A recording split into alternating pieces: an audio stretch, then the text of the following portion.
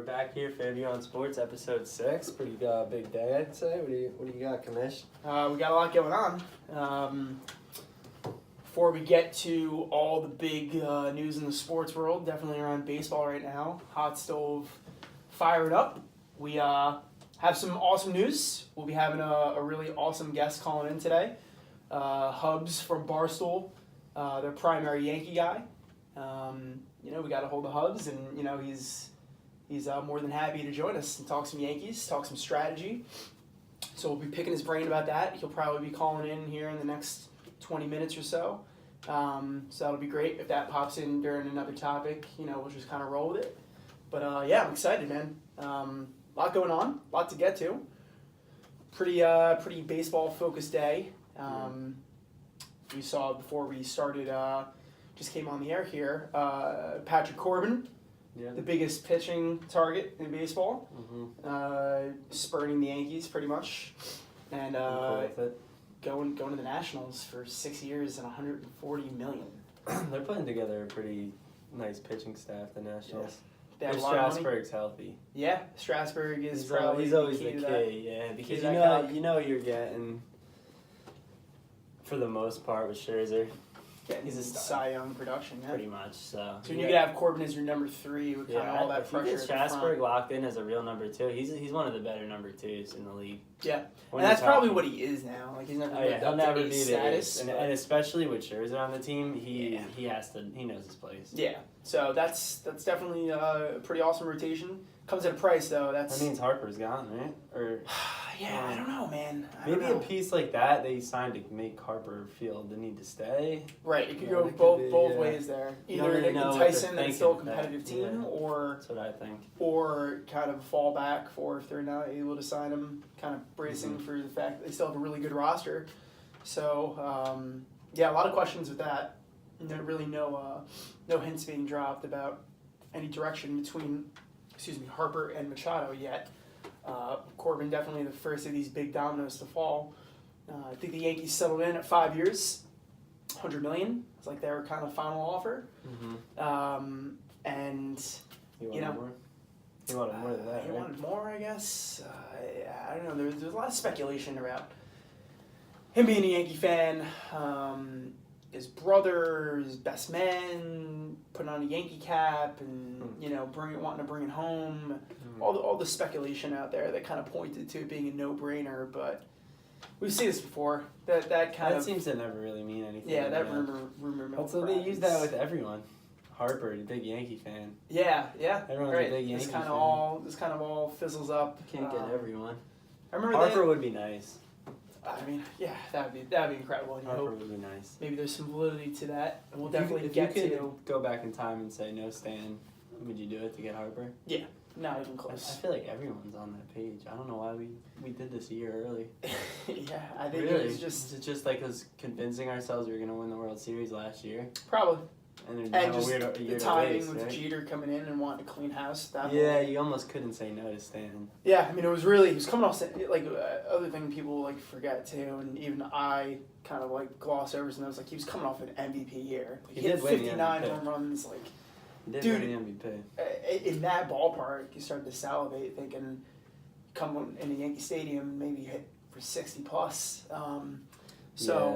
It was they gave up nothing to acquire him, just taking on the money essentially.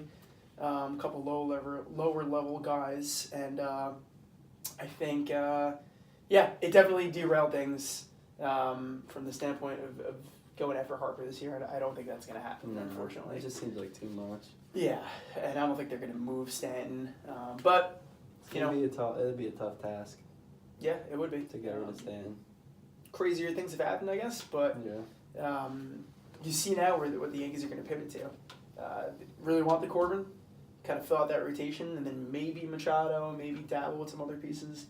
I think that now missing out on him. Yeah, I think Hap is definitely going to get his chance now. Yeah, I like Hap on the Yankees. Maybe 2 years or something that's high. He really only had the one bad game. I know it came in the playoffs in the end, but he pitched great for the Yankees. Yeah, he was really good, really solid. He matches up good with the AL East for some reason too. Gets a lot of strikeouts too. So he's one of those guys that he's not one of those sexy signings, but one of those like solid I cop trust him for guys. some reason. Right, you have trust in. You're going to get Course of the 180 season. innings. It doesn't give you with too many clunkers. I've had him in fantasy for a couple of years, Right. and you don't really run into any crazy clunkers with him. Right. Yeah. It seems like when he has an steady off and he has a game. big game, and even his off games, he still gets you a couple of innings. Right. Right. He's not blowing up, Not giving up a negative ton of 20 runs. points or something Right. crazy. He's good, man. Yeah, he's a He's a solid veteran. pitcher. They were targeting him for a while too, so when they got him this year, That was a big move last year. I think that gave us the chance we wanted last year to. When we got him, I was thinking he might be a little better in the playoffs than expected.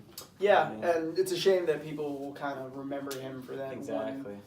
one, dub in the postseason. He didn't but, pitch good in that game though. Yeah, no, he blew up, and So. he'll own that. And I think maybe in the long run that helps with signability. It might. Uh, It might. you know, I'm gonna maybe- save the maybe- Yankees some money. Right, keeps him in that 2-year range. I'm sure he's pressing for 3, 4, so gives him a little He's leverage. not young though. Now he's older. Yeah, he's older. But he's one of those crafty lefty guys that can still strike out, miss bats, and you see what you got if they could sign him or Evaldi. There's a ton of different moves the Yankees can pivot to now. So I've heard some people really big in on Evaldi. yeah, Evaldi. I mean, He stepped up in the playoffs. he boosted his stock more than anyone else probably. To be honest, definitely. he'll probably get a sizable contract. And you look at his numbers for his career, and like, dude isn't like incredible. Like No, he's not. He has incredible stuff, but he's never put it together for a full season. No, I don't trust him. Man. I would be wary of that, to be I like honest. Hat more. I would I don't too, know. if it came down. I mean, maybe we if you're obviously signing- did last year because we took Hap and they took Evaldi, but they won, I guess, for those signings. Yeah, and I don't know. Hap pitched great for the Yankees though. But they would have been in the same place regardless. They would have been in that wild card spot whether they get Hap or not. Right. Hap was really there just to get that extra playoff start that he Right. got, and he didn't pitch well in that game. That it was it made more of an impact in the regular season. Obviously down the stretch, he gave him a lot of good innings. So,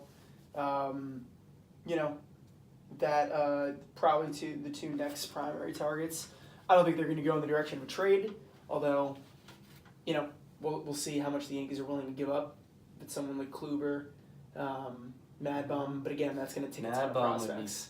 I mean, if they want to sign a pitcher strictly off of being clutch in the playoffs, Mad Bum is obviously the main guy to get. Yeah, that's true. You're gonna have to give up a big piece though. Oh, You're yeah. giving up. Are you comfortably giving up Andahar? That's probably who it would have to be because they're not giving up Glaber. They have a top center fielder prospect. Would Florial. you be comfortable giving up Andahar for Mad Bum? Like, I feel Yeah, like I honestly would. but it's probably gonna take Andahar, their other top center fielder prospect, probably like another middling True. prospect. And Yeah. there's going to be probably, a trade bidding war. So, I don't know. I think you have to have a line. I actually like that the Yankees didn't just go all out and sign Cobin and kind of abandon logic. Like, Yeah. they're being smart about it. They're not giving out massive contracts to guys they don't feel Who fully else is still confident in. out there as a pitcher besides Hap and Evaldi?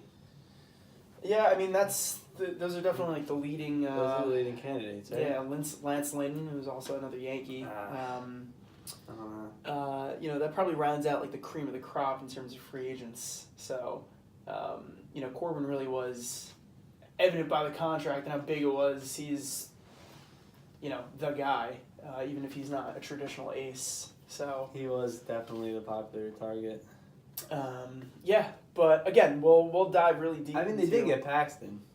Paxton too. That's underrated. Did that he kind have of a no-hitter this year? It was either this year or last year. I think it was this season. Yeah, he had a no-hitter, He's had a couple so- of no-hitters, I believe, in his career. He's not too bad. No, he's very good number 2 pitchers. That trade They was see big. a lot more development out of him, too. He Yeah, doesn't he's have a lot not of probably done, reaching his ceiling at what he could And be. he doesn't have a lot of mileage. He's more of a late bloomer. For sure. So I don't know. We'll see. We'll see. There's a lot of excitement about what he could be.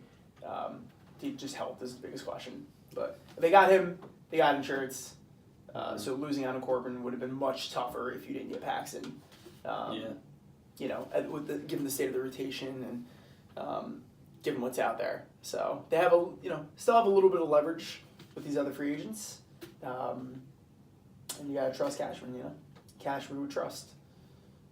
He's been pretty good for a good stretch of time now. Yeah, since he hits on a lot of stuff. after George passed away, and he kind of got real full control. Yeah, he really did. Hal kind of gave him full control. He's really done a really nice job. He doesn't have to just go all in on every big fish that comes around. Yeah, He could which you actually like. nitpick. Yeah. Right. So you like to see that, and I think it's It'd be interesting to smart see era. what Steinbrenner, the old Steinbrenner, would be doing with these free agents coming around right now. Yeah, I mean, there'd He definitely would be be an just- emphasis on signing Harper. Machado, Harper would make be a room for Yankee him. if he was still around. Maybe Harper and Machado. They Like, it would be a ridiculous They don't bonanza. care, yeah. Right, but you don't know, what that equates to. The Yankees went through that stretch in the mid-2000s where they're just signing everyone, trading for all these big guys, and just... I really think actually they should make a premium to keep Andujar. He kind of looks like a Yankee. He played so well in his rookie year. I wouldn't want to lose that bat. Yeah, I wouldn't want to watch his whole career. It could be another 17 years watching him on another team Right. going off. Nah, I don't want to. Especially after, like, He you could be a rightfully mega should have star. won the Rookie of the Year. Like, Should have been Rookie of the Year. yeah. They trash him for his defense constantly, but he played the whole season. Yeah, and I Decently. mean, I you know look at he's the not a metrics, great- right. yeah. It wasn't as awful as it was. They seem to really. That's like their driving home point to saying like he isn't. Like is he gonna get moved around? Are they gonna get Machado? Put him at third, then put Andujar at first. Like, the guy was a rookie. Right. Let him take some ground balls in Tampa all winter and see where he is next year. His bat is obviously MLB ready. For sure. Makes a lot of He's a contact. kid.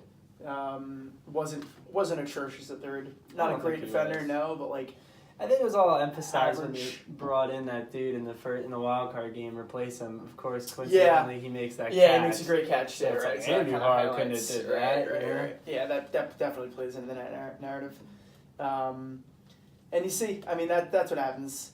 People, it's written somewhere and expressed by one analyst, and people run out of control with it. So, all-star defensive level at third, probably not, but like also No. still a rookie, still a developmental time.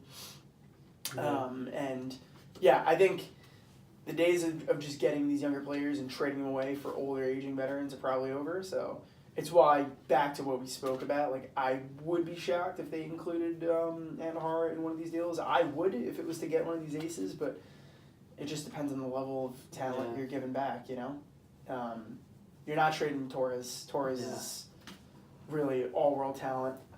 They got him on the untouchable list. They've had it for a Yeah. while now. Right. And They want him that's to be a both sides of mega the star. ball because of the upside there. They like so. him at second though. I've heard Cashman in one of his last interviews saying he didn't want to move him to short at all. Yeah, it's apparently not in the cards whatsoever. So I'm cool with that because he's settling in where he is now, and I think he's getting better. He learned the position pretty well. It's weird though. I remember when he came out, everyone was saying he had such good range. Like he was better at short. He's gonna have to switch over, but now everyone's saying he doesn't have great range. And yeah, did you hear that? I've heard. Yeah, it's definitely there because you watch growing pains happen in front of you. So there were a lot of. That is true. There Once he weren't a was lot on- of like painful errors. It was more or less like Yeah. He would have problems like backhanding a ball in the hole. It Yeah. just looked like he like. but like tried to be over flashy. Yeah. So it wasn't that he couldn't make the play. It was just that there was like, a little bit of like a flashy ego to try. He to played make a little things short happen. this year. Yeah, and last he came year. up as a shortstop. So Because Didi missed some time. What kind of injury did he have before this one? He missed some time last year. Yeah. In the beginning. Oh, part the of the beginning too. Right. Yeah. Right. And there was something during the year too. He slumped so hard this year at one point, Didi. He could have had the most monster season. Yeah, he still ended up with a really solid He had a season. great year. Remember, he It's was a big loss too. right out of the Going gate. next He was season. he went to the All-Star game, right? If it's this year, Or no? I don't remember if it was where it ended this year. I think because he was injured. Yeah. Probably not. I Remember know definitely the year before last that. this year. And he the started season- on fire this year too. Yeah, on before fire. He pulled out. He was like MVP talk for the Mhm. first couple of weeks. He won like Player of the Month right out of the gate. Yep. Yeah. And he was like crazy.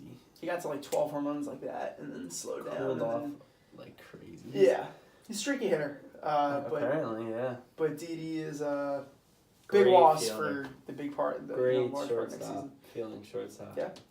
So you see too, and like they'll have a decision to make with him. I think after next season or the season after he'll be a free agent. So I think he's perfect for the Yankees. it's the thing about like when you start looking forward to this core they have now, like these guys are also going to want to get paid really big in a couple of years. Yeah. So you have to kind of brace for, Judge's Judge contract is going to be insane. If Sanchez has a bounce back year, like people just think, well, just sign Machado, don't even think about it. But like you sign Machado with a $300 million contract, like it's one of these other core guys you might not be able to sign in a couple of years. So. Yeah, Judge is obviously going to be with the Yankees forever. Yeah, that's a Yankee lifer. That's for sure.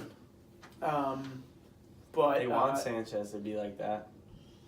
Yeah, and there's rumors this week coming out about Sanchez and dangled in front of the Marlins for their catcher JT Realmuto. So everyone's been talking about Realmuto like crazy. I don't know why the Marlins would make that trade. First of all, Jeter's down to do any trade at this point. Yeah, as long as he's getting prospects for older players, if he's switching in age and prospect level, he'll do anything. They got like a money issue down there too. Total money issue. But I just don't imagine why it would just be a weird trade for both teams.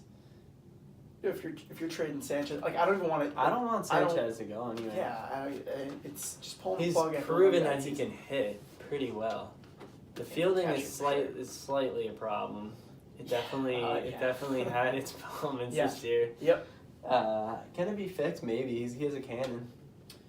He's got a rocket, so he's not totally helpless on defense. He gives it up with the pass balls. Pass balls are bad, but pitch framing, another underrated part of his game. So I like him. He does a lot of good things. Had a rough season, but also in the postseason became again like one of their most dangerous hitters. We know what he is. We've seen the bomb that he hit at Fenway. He almost tied up Game 4 with that shot to left he just got a little to end the game, or the second last out. Yeah. So I like him. I don't want to trade any of these core guys. He proved that he could hit off the Red Sox. Yeah, he proved himself. That's what they need. Someone that can do that. Right. Stanton definitely isn't doing that. Yeah, that's a whole. How bad did he look in that series? Horrendous. 0-2. He's walking. He only hit one. Was that the home run, the garbage home run he hit? Yeah, in the wild card game, which was garbage time. Absolute garbage. That was a classic, like A-Rod pre-2009, home run. Detroit series, we're down 3 games to 2, and or 2 games to 1 in the DS, and losing 10-0. Here's a home run. Like it's a stat padding shot. It is so stat. Yep. That's your core guys. You want to right. So at least we all kind of celebrated the home run, but you mean Stanton's? Looking back on it now, it's like cool. Yeah, some good moments. Couldn't even put the ball in play when we needed that, Right. Going up there at 2 strikes essentially. Again, it's an issue, and this whole team suffers from that, and that was the difference between them and the Red Sox. Red Sox put the ball in play. Had a million 2-out hits and just didn't strike out in key moments. So just got to be wary about who you're adding there. I saw some interesting rumors with the Yankees and Daniel Murphy as a potential option at second if they don't sign Machado. That means they got to move. They don't want to move Torres this short. Right. I don't know how factual that is, but I don't know. I've seen that, and I don't know if that's just writers just floating out there, but I don't know. I heard a Cashman interview, and he said something. Yeah, something pretty sad. But it wasn't. About it was like I forget how it was worded, but pretty much he's staying at second. Which doesn't mean they might not get someone just to hold the fort that's like a defensive specialist. Right. At short. Like a defensive guy. Right. That could happen if they don't sign. They got rid of Toe. Obviously, it's not going to be him. Yeah, he went to the Cubs for nothing. Is he going Is he going to be in the MLB? You think, or AAA? I think it was a major league. Yeah. I think he deserves to be. I'm trying to think if he has an option left for them to option in the minors. I don't know if he had any left. I think that's why the Yankees traded him. So I think he's like, unless he's cut, he's on their major league roster. Cool. I like him. Yeah, Toe's fan favorite. So, great utility guy. He was hitting. Those guys are valuable too. You gotta hope they don't. A few different positions. You gotta hope they don't. Have no one to supplement him with. That comes in bombs, because those guys are good glue guys throughout the season. So we'll see if that's the direction the Yankees go. If it's more glue, or if it's going all in for Harper. On the other side of New York, you got Mets making big news. Cano coming here in a monster trade with the perennial all-star after one season closer, Diaz. Best Sure, closer in Diaz. baseball. Yeah, right, apparently. See how that Very holds up. volatile position, so we'll see how he does this year. But Mets give up a lot, but what do you think of that move? I don't hate it. I mean, I think Cano is a risky player to get right now, though. He just came off of PEDs. Yeah. Sometimes you see a decline, not just because of age, just because when they stop using. I mean, they basically plead he's innocent. Yeah. But if he's been using for a while and he's really going to just stop now, and with the age, you might see a crazy decline, especially in power, too. All right. And then you couple that with his age. average isn't super high lately. Last year he batted over 300, a smaller sample Yeah, it's size. just such a small sample So I size. think the years before that he was hitting in like the it twos, right? was like the 280s, and he was like boosting his power, so he started to become like a power guy. But then you start thinking like, is that because of PEDs? Yeah. He had like almost 40 home runs a couple He seasons. plays ago. every day. Yeah, that's a valuable commodity. You just apparently Boys usually help with that too. That's usually why they take him for Staying healthy. longevity. Yeah, really, just for the grind of the year. And apparently a lot of questions about his his defensive ability going forward. I don't know because we don't see him that We often. barely But see him, yeah. what you read is that he's just really limited at second. Keep in They've mind, been like saying first base, like nothing. Cano playing like first shifting him base. at first? Yeah, Yeah, that's I just don't- a thing now. Anyone plays first base. yeah, that's right. That's completely I've lost. never. This is brand new to me. That has definitely popped up in the last few years. Kind of devaluing. He'll just play base. first. There's really like when you think about it. we right saw now, Luke Voigt playing some games. I mean, I know he's supposed to be playing first, but Right. that you could tell when the guy can't play Yeah, first. shaky. Yeah. As compared to like a Goldschmidt or something over there, Right. who just gobble anything up. Or even Tex was nice in the field. Tex was awesome. Yeah. You see Voigt, Awesome he looked field. like he was lost in a few plays. Yeah, Voigt I remember was we were not- pointing that out, like laughing. Right. He was like stuck in cement over the first baseline. Yeah, like Yeah, you see that. you And can't just throw Cano over there and expect him to just be killing yeah, it. same thing with the Harper. Like, just sign yeah. Harper and throw him at first. Like, I'm sure he's a great athlete. I'm sure maybe he could And do why? it. Yeah. But No. there is a skill set to being a great first baseman. Yeah. But you kind of see that hands. first base is like there's It's not the only many position great- you could put anyone over there and Right. still get through the game. Right. Because I know the outfield could get exposed really quick. When you have like a slug Yeah. out there, they look crazy. When someone like rips one down the line, and it's just like hell that breaks loose. left field used Dude to have running that. around from first. Yeah. Left field, they used to attempt some shit like that Right, too. right. Yeah. And that is kind of, I Yeah, feel like, been phased out. Nicey Benintendi out there will catch anything in Right. the whole radius of the outfield. We saw what the Cubs are doing Big with difference. Cubs are doing with my boy, what's his name? I'm blanking. Schwarbs. With Schwarbers.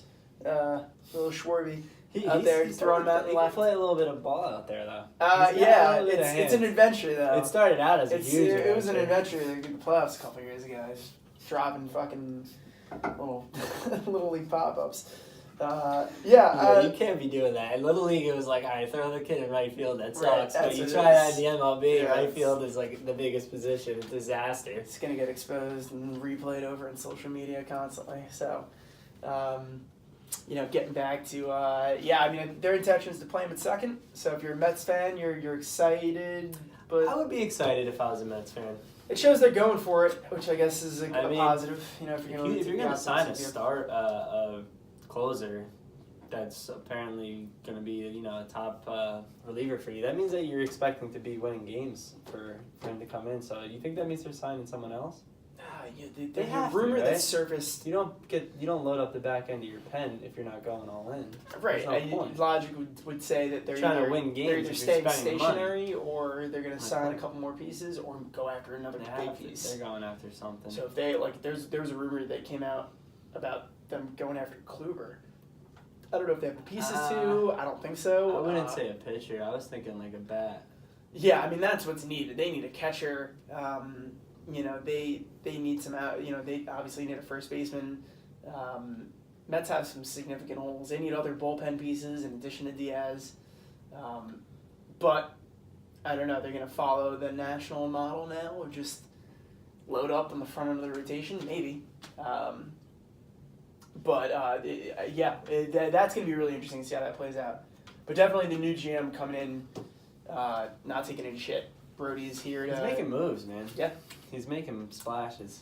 That's what he said he was going to do, so... Yeah, so we'll Can't see be if he mad shuts for us a up Mets and, you know... But this is also the type of movie They're just moving money around. Like, people are saying, like, they're saving money by doing this because of all the money they gave up, but they're really not. They're not. They're just convincing you that they're spending money, but they're really not spending any more than they were already spending. You know what I mean? Because that's what it is. The Mets need to spend money, and then they make a move like this, and if they try and trick their fan base, like, oh, we're spending money, we're making moves. Right. When really for this year, doing whatever they can do to move the pieces around and not spend a single dime more. Right, and then you think about long term with the pieces that'll come off the book next year or the year after, and how it kind of evens out. And they're losing prospects in the midst of it all. Yeah, I mean, for me personally, I think it's an awful trade. And whatever, I'm not a scout. You watch me be an idiot in 2 years, and you know, Cano hits 300, and they make a deep playoff run. You're just risking it on a small window, Cano. Yeah. All those prospects for literally 2 years as what you're really looking at. And Diaz doesn't have a long track record. That's the type of relievers are just. What if Diaz just goes back to whatever he probably was or could? I don't. Was he right? What year? This is I don't know much about him. I don't know about his career up until last year. Right. So whatever it was beforehand, it was either. I don't think it was dominance beforehand. It's weird. You get the pitcher with the most saves in baseball, and their team doesn't even make the playoffs. Yeah, well, yeah. I mean, listen, a closer on a bad team or a middling team is going to offer you nothing. Diaz is a piece that goes to an already great team and kind of gives them that extra hump over the edge. I don't know what the Mets are. The Mets are probably one of those middling teams, 82, 83 wins right now, so we'll see what else they add. I wonder what their over-unders that win total. Say a lot. Yeah, probably not. I mean, if you look at DeGrom, Syndergaard, who else they have? Wheeler, Matz. So the rotation's pretty pretty solid. They've been saying this for years, though. Yeah, they've kept them all together, all five of them. All right. Or four. Yeah, so. All four with Harvey's the only one who's gone. So. Yeah.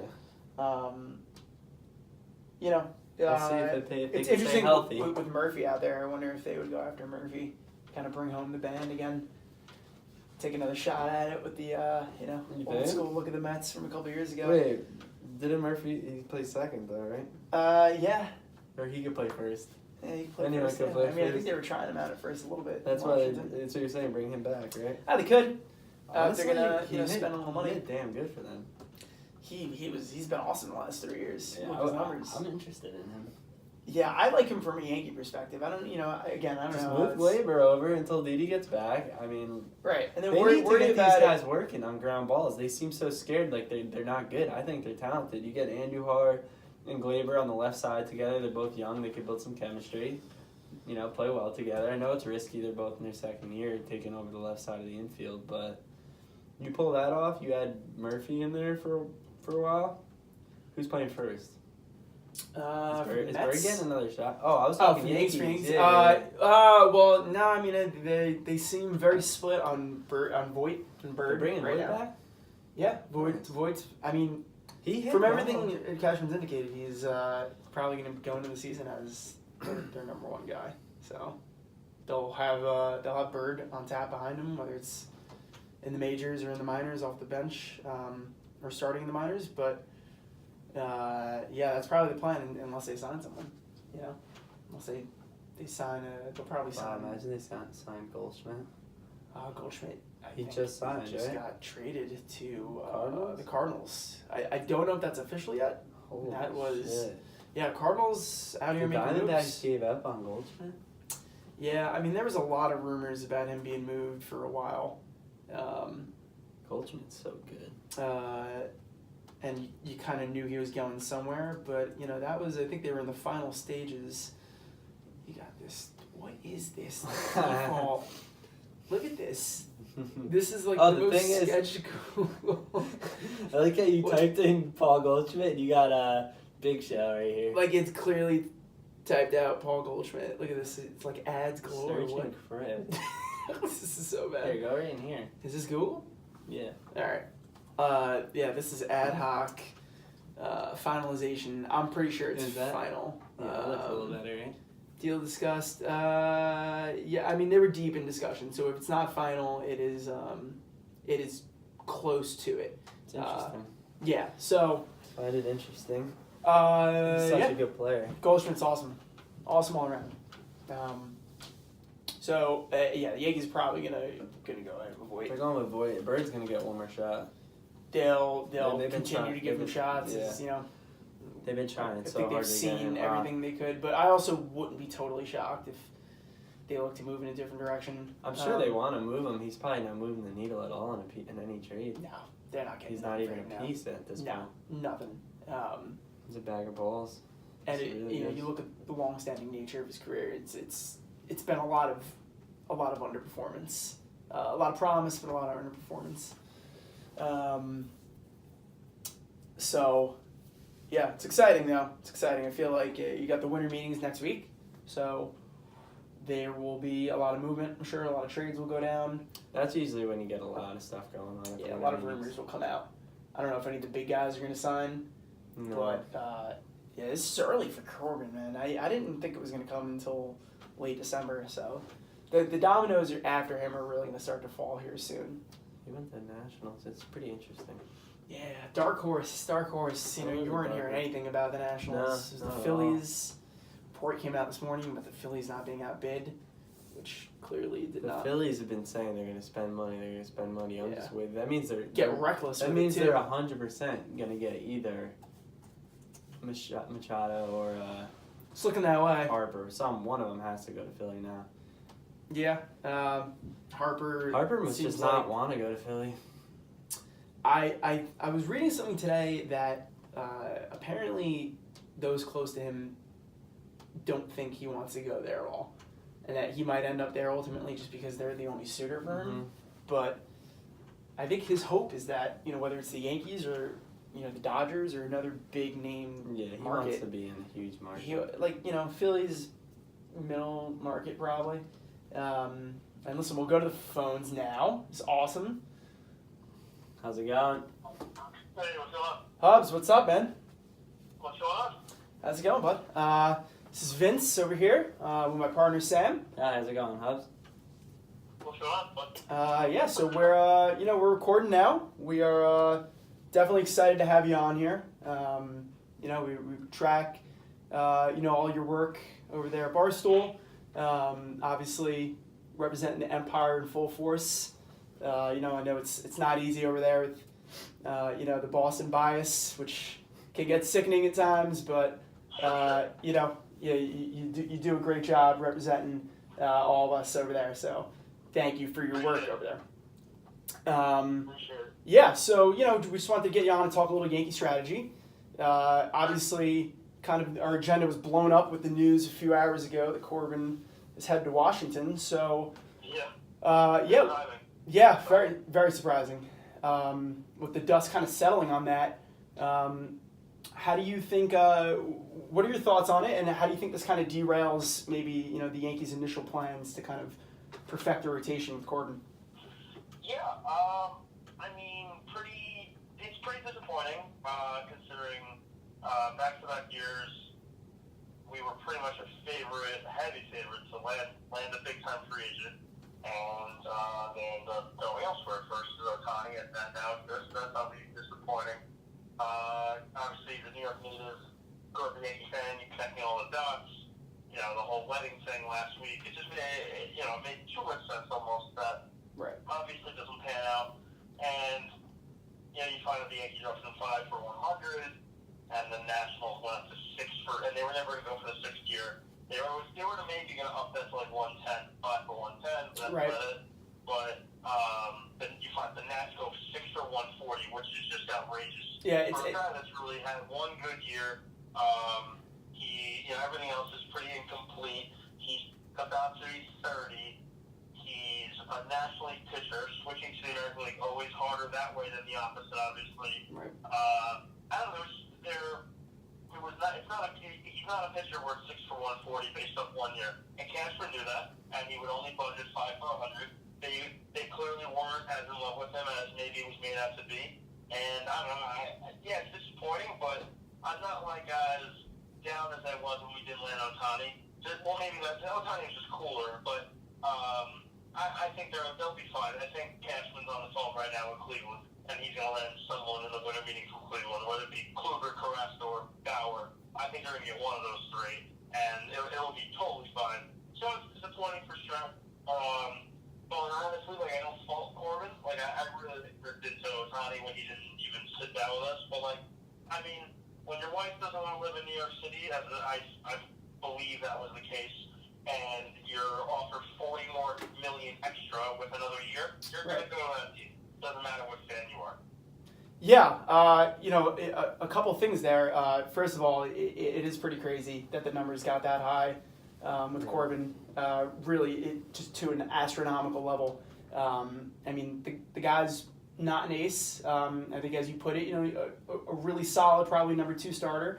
And I think that has definitely reset the market now. You look at every pitcher who's probably salivating with their free agency upcoming in the next couple of years. Because if that's what Corbin got, think about a guy like DeGrom, some of these other younger pitchers that are staring down free agency that have a world more talent. So that's definitely going to reshape the market. And it's crazy it got there. And like a guy like Bumgarner is going to be looking at this and looking at his chops. Like, Patrick Corbin get 6'4", 40. Yeah. And I'm actually, the crazy thing I found out today, I think Bumgarner is 1 month younger than Patrick Corbin, which is crazy. Yeah. Obviously more mileage on Bumgarner, but I mean, the guy with Bumgarner is looking at this deal and it's like, well, he's getting 6'4", 40. Well, I'm the greatest playoff pitcher of all time, and I have 3 World Series to my name.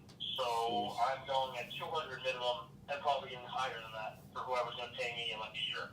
So it's a big win for Bumgarner today. The biggest loser, though, of the whole day, people were like making fun of Yankees. Obviously, like, we were the favorites to get them, but I mean, the Phillies came out and it's looking horrible. The Phillies came out and said that they were going all in and that there would not be a contract number or years that they'd be topped at. Yeah, they said they wouldn't be outbid. That was kind of the rumor sparking just minutes before it was announced that it was a national. So it was surprising to see that happen. I think you're absolutely right. Yankees were kind of cast in the shadow the Phillies kind of cast in the shadow of the embarrassment of not signing Corbin. And I think, like, speaking, just from the Yankees, like, fan perspective, you're right. Like, it's upsetting, but you're not totally upset. This isn't like losing out on Cliff Lee in 2010 where it was a surefire ace, and this was going to be the guy that was going to, push us over the edge. I think would have been. I honestly would have had him slotted as my number 4 starter. And Travis kind of looked at me like I had 4 heads when I said that. But I mean, Severino's my ace.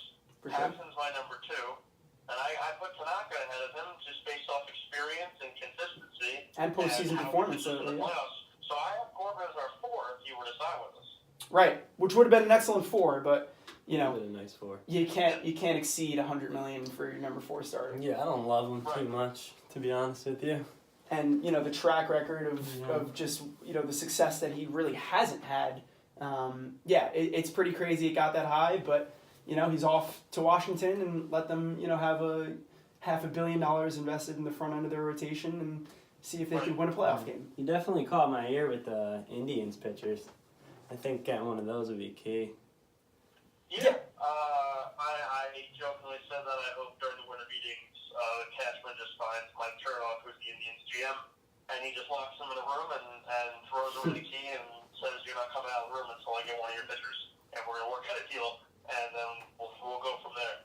I think that's just it. There's 2 ways they can go about it. My fear is they play it safe and they give half 3 years. That would suck. 3 years, like $15 million.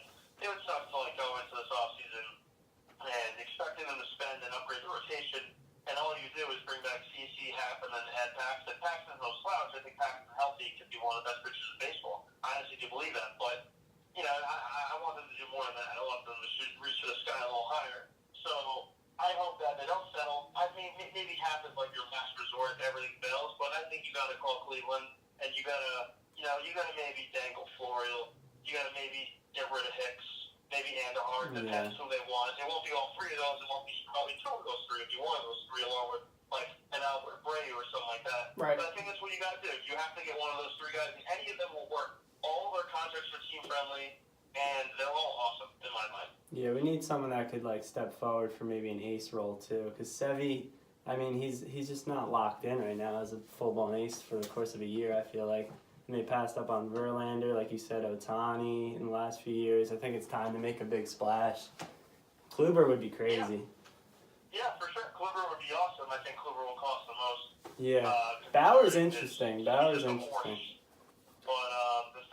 thing with Sevy is that all this is for naught. Like every offseason move they make, it's all for nothing if he doesn't return to being his ace form. If we get second half Sevy for like next year, we're fucked. Right. He has to absolutely come back to being his old self and stay like that for the playoffs. Which is also something. It's something we've seen. Severino is dominant. And we've seen that second half Sevy that you alluded to for pretty much 2 years in a row. Maybe not so much in 2017, but definitely down the stretch and in the playoffs, obviously. So you're right. I think from you look at the numbers in the grand scheme of things at the end of the regular season. You look at the stuff.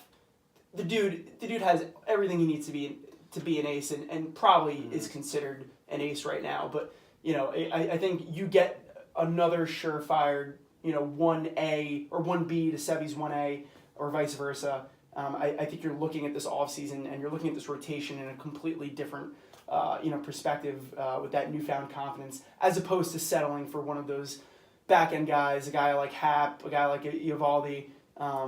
Eovaldi terrifies me. The whole. Me too. Yeah, he's 28. He's got this rubber arm, whatever. But it's like it's similar. I mean, Chapman's fine now. He got past it, but when Chapman first came over and he was dreadful, when he came back, it was just I was so like he got worked so hard in that 2016 World Series by Joe Madden, right? And it just completely wore down his arm. And I know you've already got this rubber arm, but you know what? The guy had 2 Tommy Johns, and he just threw every inning possible for the Red Sox in October. It's just got a doomsday scenario and all that. He has the potential to be unbelievable. I mean, he throws in triple digits, right, from start to finish. First pitch to the 110th pitch, and he's got a devastating splitter, and his stuff where he's pitched well in the Yankee Stadium, pitched well in the AL East. I mean, I could see it working out, but I could also see it being an absolute disaster and Boston just laughing in our faces. Right. And I don't need that. And exactly, and Eovaldi, another guy you look at who has never really put it together for a full season. I mean, you've seen full seasons out of him where it's been very up and down. He's never really harnessed, obviously last year in the postseason, but over the course of a full regular season, he's never really harnessed all that talent into putting forward a dominant effort. So definitely agree with you in being wary of giving anything of significance to Eovaldi and trusting him any more than I would for that 4th or 5th starter role. He's definitely not, in my mind, as a fan, he shouldn't be amongst that next tier of backup options. I think that's another guy you signed for more for depth. That's like what he costs too. And he has every right to kind of demand his value of what he pitched in October. He's like, "What have you done for me lately?" Well, I single-handedly pretty much won the Red Sox the World Series. So he's gonna probably want a shit ton of money, more than what you pay Happ, obviously, less than what you pay Cobin. But like, I don't even know what kind of contract I got. 4 for $80? Is he looking for that? Like, is someone gonna pay him that? Goodbye. You touch that contract Goodbye. like that. I don't want 60. I don't know. That scares me too. I don't know. I don't want anything to do with Eovaldi. anything more than 2 years, I'm out. And that's just my perspective. All right, shoot us straight here. Is Machado to the Yanks inevitable, especially with the news today? I think we talked about this today on the short porch media that it almost depends on if the Yankees do trade with Cleveland and get one of the pitchers, and it depends what they give up. So obviously, if Aaron Hicks is dangled, then Cleveland needs outfield help. They could use it. Aaron Hicks would be a great fit for Cleveland for sure, especially with Brantley probably leaving. Well, if Aaron Hicks is in the deal, then you can basically sign Bryce Harper. You can just pencil Bryce Harper in. If they're dealing Hicks, that means well, Harper's going to be a guaranteed center field for the Yankees next year. If they end up trading Harper, that probably means Manny Machado. So I don't see Harper signing anytime soon. His Boris client and Boris guys last year waited till forever to sign. There were several Boris clients that didn't sign till February. Right. So I don't think Harper's signing anytime soon. He has no reason to. So the longer he waits, he already increased his value today because the Phillies came out and said that that they wanted to give up all their money for Cobin. Well, he's like, oh, well, I know you got all that money, so where am I, pay me my money. So the longer he waits, the better for Harper. He's not losing anything by waiting a couple months. Machado, similar kind of thing. I don't see any of those guys rushing. They have no reason to rush into a signing right now. Cobin was a different story. So I think the Yankees are going to figure out who this pitcher is that they're going to get. If it's the top line guy that involves trading people like Andahar or Hicks or Boreal, then you kind of just go with the corresponding moves. If you trade Andahar, Manny Machado to the Yankees. If you're trading Hicks, then you go full court press for Harper. So I don't know. If you ask me, I would say I would guess Manny is a Yankee. I've said it for a while. I just like the villain in him, and I read the Cashman comments. How he really doesn't take into what he said during October for real. Like he knows that he thinks that he just it was a heat of the moment interview. Like I don't know, and that stuff isn't about it as much as other people do. Right. Like we dealt with Cano for forever, and we lost Cano. So right. It's the same type of situation. So I would guess Machado, but what do I know? I don't know. Yeah, and it's definitely different when it's your guy, like you said. So, should they sign Machado, I would imagine a lot of that, fan animosity, at least from a Yankee fan perspective, kind of dissipates, and it quickly turns to love. First walk-off home run, and all of a sudden, he's kind of officially enshrined. Just need a Yankee moment, and you're right. good. You're locked in for life. Get your April Yankee moment and get that out of the way. Right. Mm-hmm. So that that's definitely there. And I like what he said about the villain in Manny. I think now that I think of it in that perspective, I think that could really work there. Yeah, that plays into the Empire narrative there. So and he could come in immediately at short. Because they don't want to move Glaber really over to the left side, and he can play short for a while. Yeah, I think it works too, especially with Didi being out. Yeah. I think if you are dealing Andahar, and I think it's definitely telling that they felt Andahar was such a liability at third that they couldn't play him in Game 4 of the ALDS. Exactly.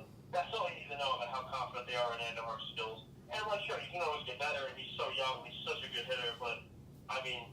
He lost us a few games at third base, and Manny is completely different. Manny will win you games. Manny will because he's the best. Buck Showalter called the best third baseman, defensive third baseman of all time. I love Manny at third, not as short as much. And with Didi out till probably August, if he does come back next year, who even knows if he's coming back? Depends how his rehab goes, but you can give Manny his dream of being a Yankee shortstop, which is what he's always wanted to be since he was a kid. You can give him his dream for about 4 months, and then eventually he slides back over to third, and Didi's your shortstop, and Glaber's your second baseman. There you go. There's your infield for the next 10 years. That's a badass infield. Pretty badass, and I think, definitely a dream to salivate at. So, we'll ultimately see where that number lands, and if that becomes a reality. I think personally, I would like the fit of Harper better, that left-handed bat, and with the short porch, the tendency to get on base. So I think long term that just fits better with the Yankees. But of course Machado, consistent 6 to 7 WAR guy. So that is also I think both guys are just going to make them significantly better, and it's tough to argue. Harper is interesting. I mean, I honestly I'm not going to pick and choose between those two. If you just tell me I'm getting one of those two. Fuck yes, let's go. That's the offseason I wanted, along with Paxton, and it almost doesn't even matter who the other pitcher is. I'm going to be happy no matter what. The thing with Harper that's interesting, Sweeney Murray has tripled down almost at this point that he's going to be a Yankee. He just keeps doing it. It's crazy. Is he really that confident? What'd you say? Is Sweeney really that confident? Yeah, Sweeney just every time he's asked, he's like, "Yeah, we're gonna Harper will be a Yankee." I thoroughly believe that, wow. And it's something he really never does. So it's okay, well he seems to know something, and then you got Andy Martinez from SNY, who pretty much is a brain dead idiot. And he just says he just changes his mind every day, and he's tripling down that Harper won't be a Yankee, and they have no interest in him. I think that guy's a fucking moron. So I don't believe a thing he says. And then you got the Jeff Passan Yahoo Sports article that came out Monday night that said that the Yankees already met with Harper in Vegas secretly. And that's not more like Cashman. That's not you didn't know Giancarlo was going to be a Yankee until the Friday, the day before or 2 days before. Right. They were interested in him. So the fact that people don't know anything about the Yankees and Harper and they're keeping it so quiet, it leads me to believe that they're going to be very in on it. Yeah, they tend to move with stealth with a lot of these, giant, massive franchise-altering moves. We saw that, like you just referred to with Giancarlo. We saw that with Teixeira, who was headed to Boston, ready to sign the contract. Things flipped, and the Yankees swooped in. So you're definitely right. If Harper happens, I feel like it'll be one of those swift things that within 24 hours, Yankees, all these connections will start to sever out, and it'll be, it'll be one of those fast-moving things. Back to, your thought process of them making some type of move for a pitcher. Do you think that happens next week at the winter meetings? I would imagine. I've seen winter meetings is like when all this shit really gets done, right? Trade-wise, at least. I would imagine Cashman to be the busiest guy in Vegas, and I think he's already talking to Cleveland. I would think the moment Cobin said no, he's moving on because he knows he's got to get this rotation better. And I think Cleveland's the team that you got to talk to. I guess you can call San Francisco. I don't know what the price tag on Bumgarner is going to be. I doubt it's anything reasonable. They have no reason to make it reasonable. I think there's a good chance. I would imagine you find out who that fourth guy is by next week. Yeah. Do you think that there is, now a hesitance given that, they have put so much investment in rebuilding, this farm system and gotten to a point where it's produced so much great core talent that there might be a hesitance to go after one of these guys and further deplete, that capital that they've built up? Or do you think at this point, it is go all in, and with that intensity turn up because of, losing out on Cobin? I think it's like maybe Judge, Glaber, Gary, Semi. If they all were just like complete successes, then maybe you'd be developing more. But like all those guys just hit so far right away that like the rebuilding ended so quickly. It was like we got our guys. So I think you almost like you have enough talent in the majors that like you're not going to rely on these guys to come up. At least position players, they're always going to need arms, and they have plenty of guys down there. Clark Schmidt, the guy they just drafted a couple 2 years ago. He was guard for Tommy John. I think he could be a real deal guy. Michael King, but they have arms in the system that I think I want to see in the majors. But in terms of position players, I'm willing to deal. I'm content with, within the organization at least, I'm content with everybody in their positions. I don't want, if Florida's cool and all, I don't want to trade him right now. I want to wait one more year and see him at Double-A and do well, and then you can trade him. But in terms of prospect hugging, I don't know, maybe it's just a Yankee fan to me and the aggressiveness. And if I'm the GM, I'm trading those fucking guys. Gotta be real guys. I have no patience, especially as a Yankee fan. It's almost fortunate. I'm not a big prospect hunter. It's almost fortunate that they had so much success with Andujar and Hicks, so that they can use them as trade pieces now, and then get these big free agents at their positions. So they're probably happy they hit so early on these guys. And there's definitely no more overvalued commodity than baseball prospects, more so than any other sport. So, definitely agree with the aggressive mentality, and I think they've been patient enough that it affords them, the maneuverability to act now in one of these guys. And I think, this is the window. They can in get terms of grading their patience right now, I think you saw it with the whole Justice Sexual trade because, that's a guy who was heralded as their top pitching prospect, and they traded that guy. They couldn't have traded him quicker, once his name came up in rumors. They were like, okay, fine, do Chase Paxton. I think that's all you need to know about their idea of prospect hugging now. I think they're all set with that. They had no patience to wait to see if Sheffield could improve on his strike throwing ability. They were just like, all right, you think he's good enough to get for Paxton? Great, sign the deal. Right, and also with this championship window now moving closer, what I felt always is that, in the last few years, as the Yankees and Red Sox kind of restocked and built their franchises for this next run, right? The Red Sox were always 1 year ahead of the Yankees, and you can probably track that back to getting Dombrowski, making the Sale trade.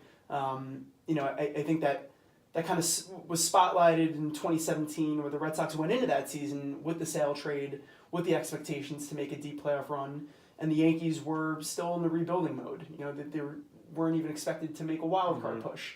And of course, we know what happens there, and all of a sudden it elevates things. The Stanton trade happens, and I still think what happened with everyone last year is coming into this past season. The Red Sox were still a year ahead developmentally. I mean, they had another year under their belt for their star core guys. They really did. Mookie coming off a bounce. They got so much year. production from some key role players. Yeah, a lot.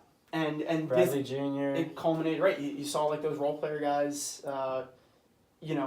Just strike gold. It's crazy. So you took it on the chin there this year, and I think the Yankee base in general had to sit back and watch that. But I still think the overarching view of things, the Red Sox winning this year, they were a year ahead of the Yankees. They should have won this year. They should have beaten the Yankees. I think this year now, this is the year where we're expected to catch up, and whether it's making a move for Machado or Harper or landing one of these. They're going to probably face off again in the playoffs. Right. I think that's where this is headed towards. As long as one of them doesn't fuck up and lose that wild card game, which is almost inevitable now. Right. I'm afraid. I don't want to be in a third straight wild card game. You don't want to roll the dice. You're playing with fire. So. Yeah, I don't agree with you there. Where last year was the Red Sox. I mean, the Yankees were in 2017 were the surprise team that were supposed to be rebuilding, and then they decided. Okay, well, you know what? Here we are. Like we're fucking ahead of schedule. Like here we go. Right. And then when they win that wild card game, and then they came within one fucking game of the World Series. So that's true. You come within one game of the World Series, and then you go and trade for the National League MVP. No, that's your fucking year. That's not the Red Sox year to win again. No, you're not a year away. Yeah. You were all that rebuilding, all that. This is our year, 2019. Like, just wait. No, they had 2018 was an absolute. They were the favorites. I felt like they were. It just didn't work out. I mean, they had. No. Severino, their starting rotation pretty much was a disaster. The bullpen was nowhere near where it should have been in terms of health and consistency. Never was there.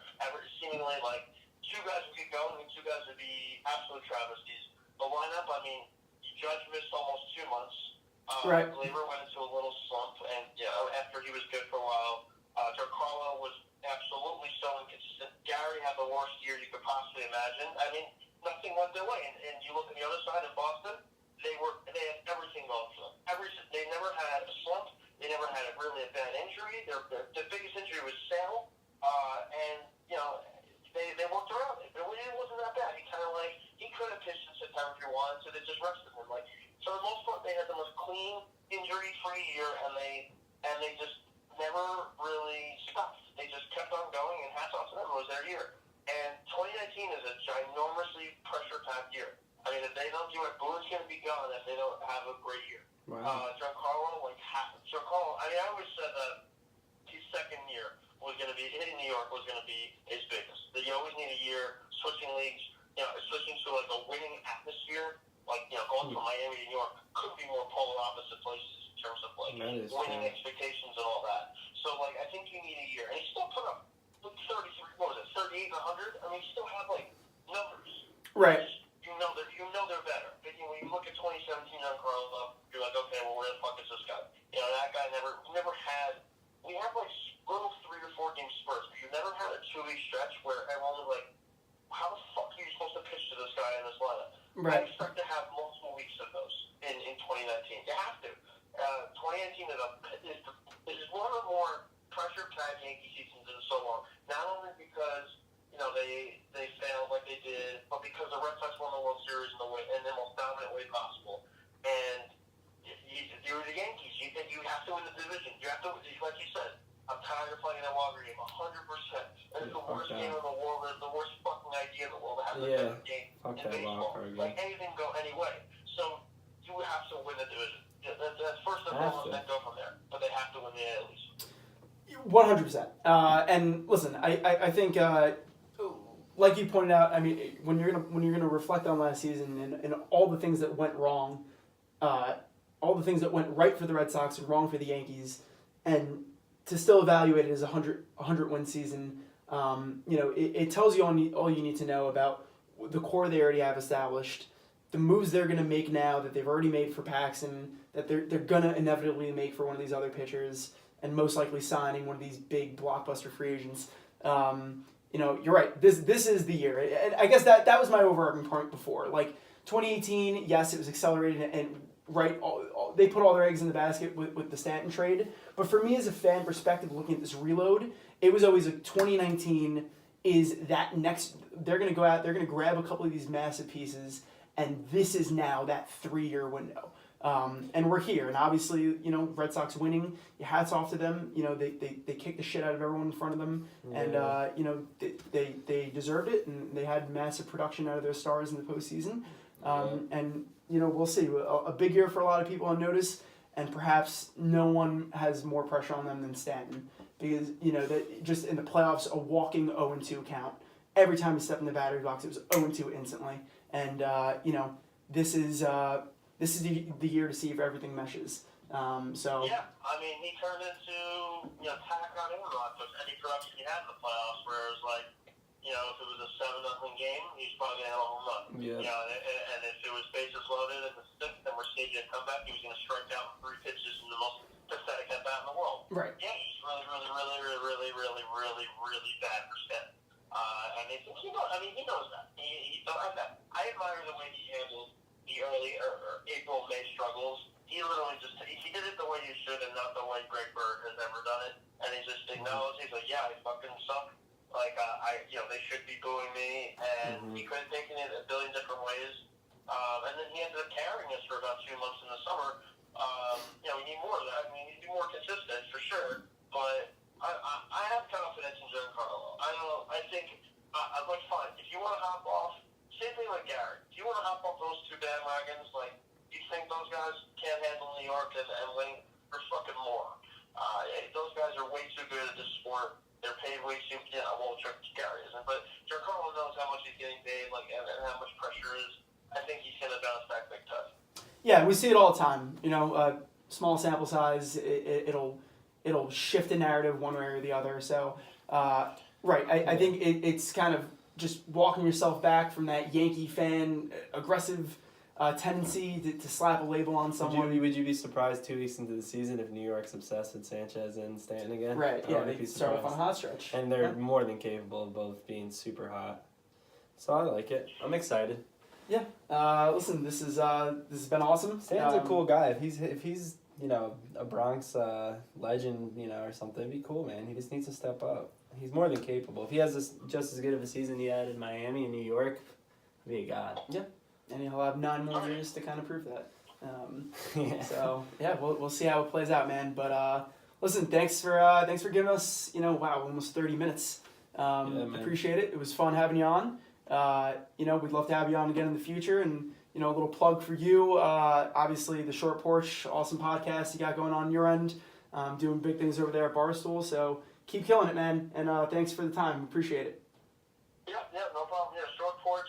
Give us a listen if you can. Follow me on Twitter at Barstool HUBBS. I blog on Barstool Sports, as you guys know, under the name HUBBS. You'll see a bunch of anytime there's Yankee news. I usually have a blog going up because I have nothing else to do with my life. But pleasure's all mine coming on. Whenever you need me back, just give me a ring. I'll be here. Awesome, bud. All right, we'll talk to you soon. Thanks, HUBBS. All right, guys. Take care. Bye. All right. Awesome, man. Yeah, guy knows his shit. Yeah, HUBBS is awesome. Knows his shit. A lot of great insight and perspective there. I like the perspective when he says years to dollars, like 8 to 80, stuff like that. I need to start thinking more on those terms because you get more perspective of like what player might be more reachable and stuff. Right. Yeah. Definitely cool how he was including like Hicks in for a trade for a pitcher, which then opens up the center field to get Harper. So we got to see that. But I like Hicks. But the way he put it, if you could substitute Hicks for Harper and then you're putting like Bauer or something like that in there with it, because would that be an equal trade, you think? Maybe Hicks for Bauer? They probably have to go up a little more than that. For Bauer's pretty good. Right, Bauer's pretty awesome, right? Yeah, so they definitely have to give up like Hicks and one of their top. If you told me pitchers. we're giving up Hicks, a top pitcher, and we're gonna have Bauer and Harper, I'll sign up for it right now. Yeah, I mean, listen, that's definitely an interesting kind of and I like Hicks a lot. Yeah, me too. Hicks is a very good player. Harper very is underrated. But right, I mean, you're gonna take that trade all day. Polarizing. Even if it's Hicks and another couple of prospects. I wanted to ask him about he seemed to like. We'll talk to him next time. He liked Ohtani a lot. I wanted to see his feelings on the whole Rookie of the Year thing. I don't know if we should have definitely plucked away at that. Yeah, I totally wanted to get that in there, but he was definitely killing it. So, God knows his shit, man. It's good to have someone in Boston repping the Yankees. That's for damn. Yeah, he does a good job over there. Definitely, took it on the chin throughout this entire postseason. But the Yankees need to this year. We got to win it for HUBBS. Win it for HUBBS? Yeah, I like that. So, it's a good hashtag. Win for HUBBS. That'll be our playoff run next year. Win for HUBBS. Yeah, love it. We'll be leading the charge of the HUBBS fanboys. Listen, that's great insight, and he seems to have a lot of confidence in maybe a trade happening more than I've seen some other sports analysts. We definitely slept on the whole Indians aspect. Yeah, and you've heard about it. I just I kind of tuned out about how realistic it would be with them giving up. The only prospects. thing that I didn't completely agree with, which I probably should have said something, but he hates Hap. Yeah, he's It's not that I love Hap. I just know what you're getting with Hap, and I trust Hap in this division. You got to think. We were just saying we need to beat the Red Sox. He could beat the Red Sox. Yeah. He didn't beat him in that one game, but if you look at his body of work, that's right. He's had not a lot of pitchers can handle that lineup. Yeah. Basically none. Besides, you put this stud lineups going to Fenway throughout the year, just randomly, stud pitchers, and just get shelled. Agreed, and Hap is underrated, and I think maybe what he meant is that it wasn't, he's disappointed if they walk away and that's like their sexiest. That is free agent that is ad. True. That's probably what he's getting at. Yeah.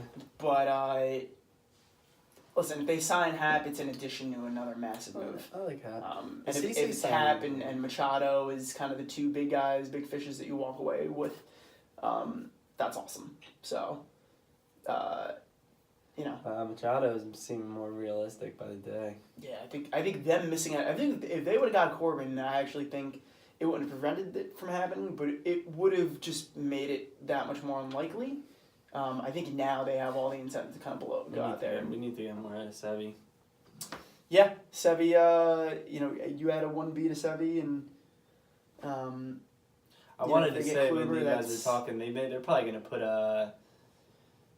They might start putting like an innings restriction on Sevy because he's dying down in the end of the year.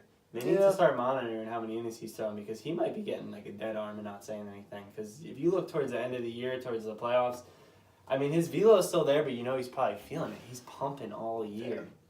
Yeah, the problem is he's only thrown like a little under 200 innings each of the last year. So you got to handle that workload if you're going to be an ace. Aces are out there throwing. The more I think about it, I guess that doesn't make sense because he's still throwing hard. Right. I don't know. It could factor. Velo's not going down. Right. I don't know. But it could affect your control. 2 years in a row, second half of the year look a lot worse than the first half of the year. Significantly polar worse. opposite. Yeah. He was so dominant the first half of the year. Yeah, they were saying Cy Young almost a lock. He was first half of the year. He was the Cy Young baseball. Yeah, he started the All-Star game. Top 3 guys. I don't know. But you want to move over to football? We just had a lot of baseball. Yeah, we had a lot of baseball, and let's wrap this up with some football picks. In fantasy news, that was in the Waffle League. That was fucking crazy. That was pretty awesome. That was a pretty sick week. A lot of shifting taking place. I honestly, Corey's crazy with all of his equations. I didn't really look at them, and then I realized everything afterwards. Yeah. What could have happened? Right. If a lot of scenarios. Who played Dirt Stars and KJ? Yeah.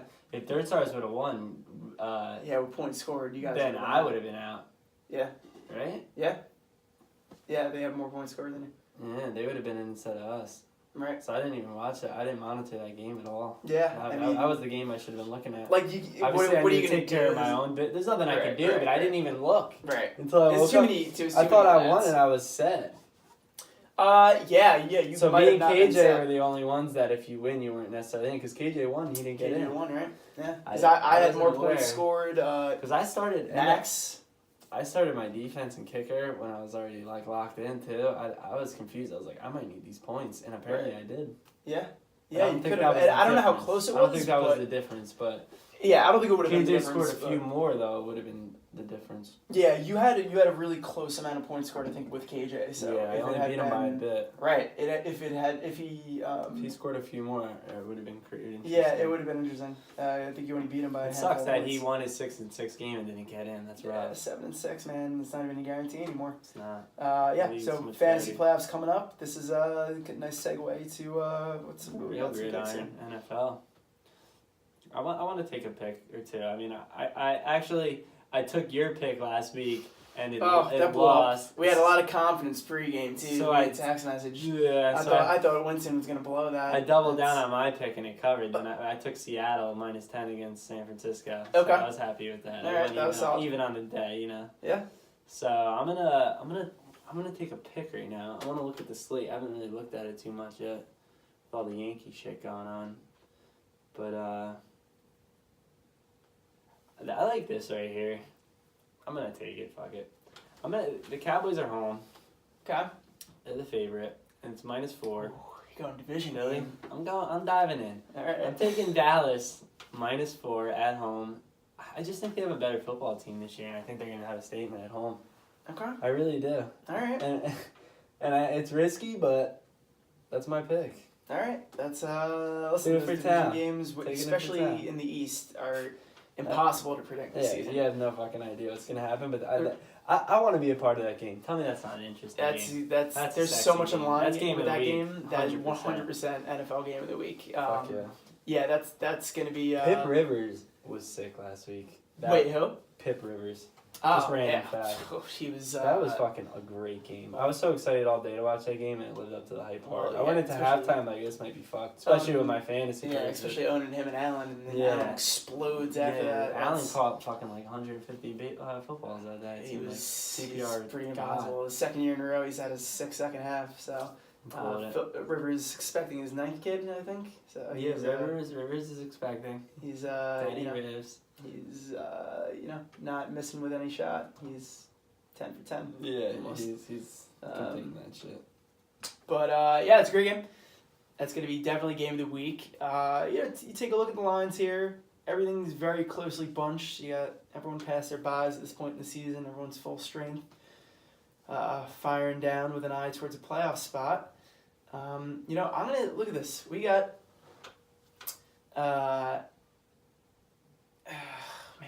This is a lot of interesting matchups here. A lot of close games. Wow, Rams in Chicago. This is 3 points spread. Yeah, I mean, Chicago's D is no joke. Trubisky though. Trubisky's I mean, he'll be back from injury. Yeah, he's playing. Yeah, I don't have much confidence in him, but his number is actually. I'll tell you what, solid. I'm hammering this fucking thing in potential. They got a new coach. Well, Green Bay at Atlanta -6. I could see Atlanta coming in there. Man, I don't know. They both fucking suck. That's just a hard game. I want to stay away from that. How did that happen? Look at this. Let's go. Let's see here. Oh man, this is hard. Pick a game and just fucking rock it. This is hard. I'm not liking anything. So Kansas City you like -7.5. I know you love Baltimore. I do. I like Baltimore. You like their defense. A lot. They're on the road in Kansas City. City is dangerous. Yeah. It's gonna be cool to see Lamar balling out with fucking Patty. Yeah. That's gonna be cool. Lamar's gonna play hard. Well, here's the thing. You got Flacco potentially coming back from injury this week. Are they going to do a dual quarterback system? I don't know. I could see them doing something wacky like that. Get Flacco in the game. Comes in and just launches on. I actually think Flacco gives them a better chance in this particular game. This is you're gonna right. This is going to be just an air battle, and I think it's subjected to who starts it. So I'm going to stay away from that game. But here we go. Houston and Indianapolis, -4.5. This is a close. Houston is on fire. 9 games in a row. Indy coming off a tough game against Jacksonville. Did they score any points? I think they were shut out, right? Was that a 6-0 game? Yeah. Something ridiculous. Can't believe they were shut out. But Indy at home always. No, it's saying at Houston. Oh, it's at Houston. Yeah. It's weird how they label this. No, this is a weird layout on the site. But Houston, is on fire right now. That defense is playing great. Mm-hmm. But again, another divisional game where it is fighting for their lives here in both respects. Indianapolis with an eye on that wild card spot. Yep. -4.5. I think I'm gonna go with that game. And I think I have a lot of confidence in Indianapolis being able to cover. But I think like them on the bounce game. Back this week. I like it on the bounce back, and I think it's gonna be hard. I think they're gonna lose. Luck can't lay another egg. Yeah, No, points. I think they're gonna lose, but I think it's gonna be a field goal game. That's gonna be a good game to watch. Yeah. But it's hard. It's hard. This is Houston's this legit. prime They're time. not getting respect. Houston is not on the national conversation for Super Bowl run. Not legit. at all. No. Their offense is clicking. Their defense is fire. Yeah. This is gonna be a fun playoffs. Yeah, I can't wait till the playoffs start. This is NFL playoffs are gonna be very They're gonna be interesting so to watch cool this this year. It's wide open. There's a lot of good teams. That's what I mean. A lot of good teams and a lot of surprises. I think we're gonna see. I think you're gonna get a couple. I want to teams see that what the think- Chargers do. I want to see what the Steelers going to be. Healthy Let's see what Bosa. happens, Yeah, Steelers Bosa questionable, is- but Chargers. Yeah, Chargers are nice. Nice dark Rams. horse You get an LA Super Bowl. This shit could be wild. Yeah, Where is it the could be Super wild. Bowl? I don't know. Is it in in Georgia? Atlanta this year? I think it's in Yeah, Atlanta yeah. in that new stadium. Mercedes-Benz though. Yeah, but that's I would pick another couple games. I'm not liking anything else here. One's So, fine. We'll see how our picks rock this I week. think I think that's our coverage here. Good That luck was to a hell of everyone an with episode. fantasy playoffs. That was awesome. We got to do it again with HUBBS. Hell yeah. Hopefully Hopefully get some more high caliber guests. Might Yeah. not be of that caliber, but we'll do our best. Yeah, we'll get some big names in the future. Hopefully coming up here soon. But that wraps it up. Yeah. Yeah. Let's go Take us. Waffle League. Let's go, baby.